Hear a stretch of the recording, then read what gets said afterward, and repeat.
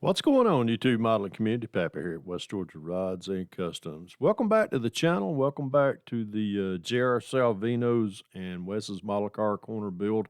This is the Fleming Family Racing 125th scale asphalt modified kit it's been out a while, but if you haven't built any of these, I've been seeing a lot of these kits built at shows and I've actually seen them on not only on the tables built, but I've seen them at sale on the vendor tables and everything. So if you can get your hands on one, get it. I highly recommend it. It's a wonderful kit.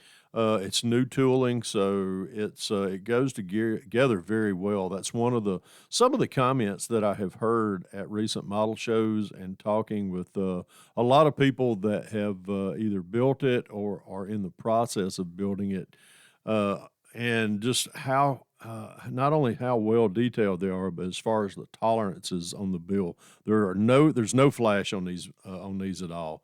You might have to scrape a few body lines, things or mold lines off of it, but other than that, these kits are pristine.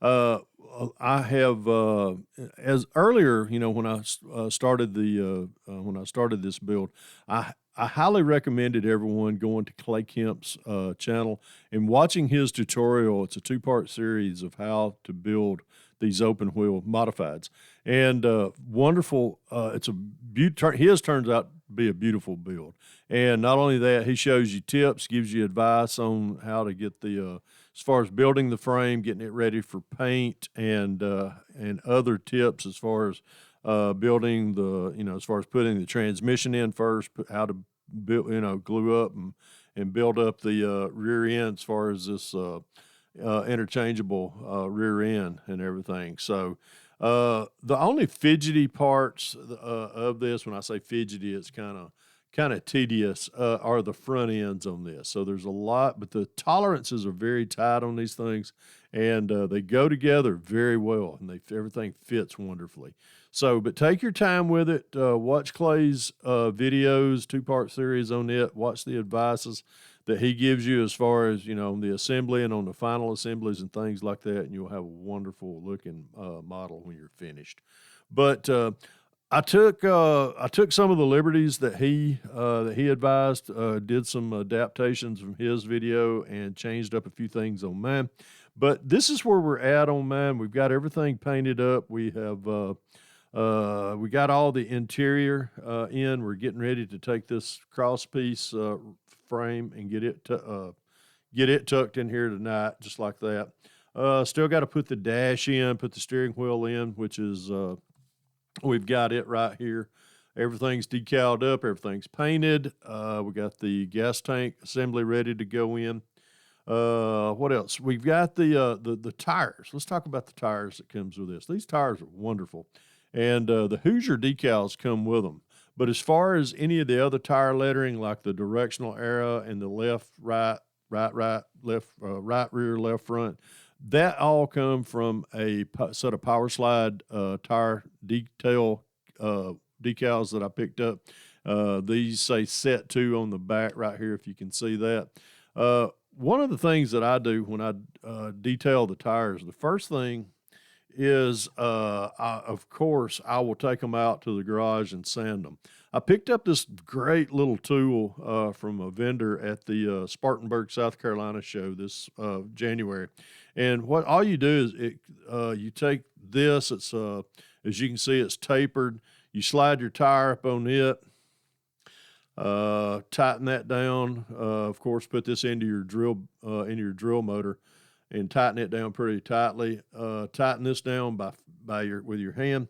Take a 100 grit sanding pad and just turn your drill on and just lightly sand that smooth to where you don't see any of the mold line or anything. So once I do that, before we even apply any decals, we'll take them in, wash them with warm soapy water. Then once they're dried off, go outside, put them on spray you some flat clear over this on both sides. don't put it on the side where you just sanded, but just spray it over lightly on this. Let that dry, and then come back. Do all your decal work. Once that dries, an overnight, come back, hit that with another coat of clear, and you get a set of tires that looks just like that. And these turned out just remarkable. I really enjoyed working with these decals. The decals that comes in these Wes's Model Car Corner and J.R. Salvino kit, these are cartograph decals. And if you haven't ever worked with them, if you're not familiar with them, they're very thin, but they're I'd say very durable. And make sure that when when you're doing them, soak them. Put them in warm water. Just as warm, just lukewarm. Once they come off, they hit them with the put you some Mark Fit or some microset on there to get them to set. Then come back over that with some microsol and let them dry real good. Come back, hit them with that. Hit them with some flat clear, and you get a beautiful tire like that. Man, I ain't proud of those, so we're going to set them right there. The other things, as far as in the decal department, we got all the body panels painted. The Fleming family livery, one of the number 16 car is it's red. It's red with a dove gray frame and everything. So we went with the dove gray on the frame. We went with the Tamiya primer to start off with. Then we came back with the Tamiya bright red, and then followed up with 3 coats of Tamiya TS13 clear.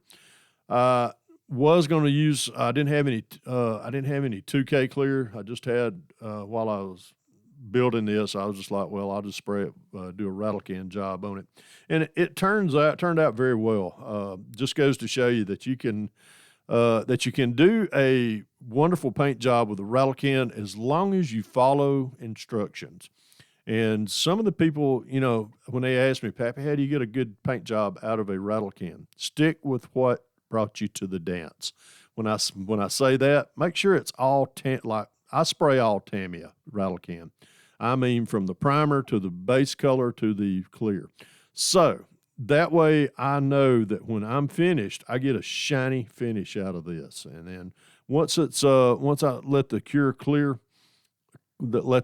cure, try saying that 3 times, then we buff it out with the Dremel using the novice fine scratch remover, and that brings that illustrious shine to the surface with the TS13 clears. Once we got all that done, we clipped out all the decal art, sat down I think it was last Saturday evening, and got all the decals on it, got it all cleaned up, and this is what we got right now. We took and sanded off all the hood latch areas where the hood pins were at, and we used photo etch on there as well as on this.